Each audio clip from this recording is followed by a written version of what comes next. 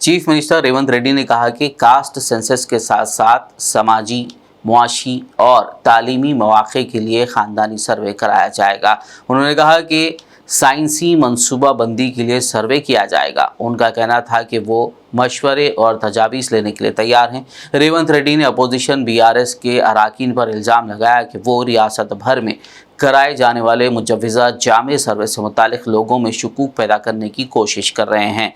CM ने कहा कि हुकूमत ने सर्वे के इनेकाद के लिए रियासती काबीना में तफसीली बहस के बाद करारदाद पेश की है जो इसके लिए इख्तियार किए जाने चाहिए।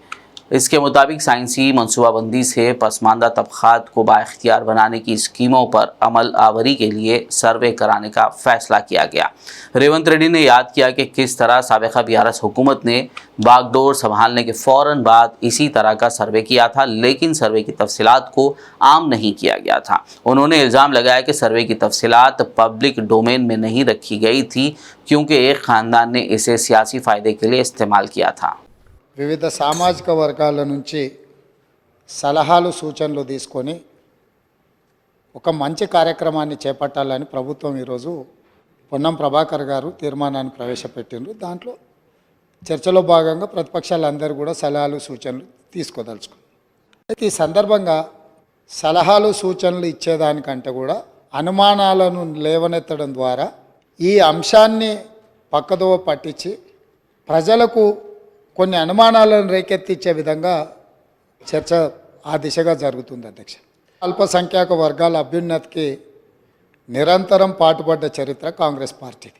స్పష్టంగా వెనుకబడిన తరగతుల, షెడ్యూల్డ్ కులాల, షెడ్యూల్డ్ తెగల మరియు మిగతా బలహీన వర్గాలకు చెందిన ప్రజల అభ్యున్నతిని నిమిత్తం వివిధ సామాజిక, ఆర్థిక, విద్యాపరమైన, ఉపాధి, రాజకీయ అవకాశాల ప్రణాళికలను రూపొందించి అమలుపరిచేలా తెలంగాణ మంత్రివర్గం 4/2/2024 తేదీన చేసిన సిఫార్సు మేరకు తెలంగాణ రాష్ట్రమంతటా సామాజిక, ఆర్థిక, విద్యాపరమైన, ఉపాధి, రాజకీయ కుల సర్వే, కులగణన, ఒక సమగ్ర ఇంటింటి కుటుంబ సర్వేను చేపట్టాలని ఈ సభ ఏకగ్రీవంగా తీర్మానిస్తుంది. లేకపోతే సీనియర్ శాసనసభ్యులు, మంత్రిగా వారికి సుదీర్ఘమైన అనుభవం ఉంది కడియం శ్రీహరి గారు. వారి అనుభవాన్ని ఉపయోగించి ప్రభుత్వానికి ఏమైనా సూచన చేసినా ఆ సూచనలు తీసుకొని భవిష్యత్ కార్యాచరణ నిర్ధారించుకోవడానికి ప్రభుత్వానికి ఎలాంటి భేషజాలు లేవు అధ్యక్ష. చాలా విస్పష్టంగా ఈ రాష్ట్రంలో ఉన్న జనాభా మొత్తం మీరు సమగ్ర కుటుంబ సర్వే చేసినామని గొప్పగా చెప్తున్నారు.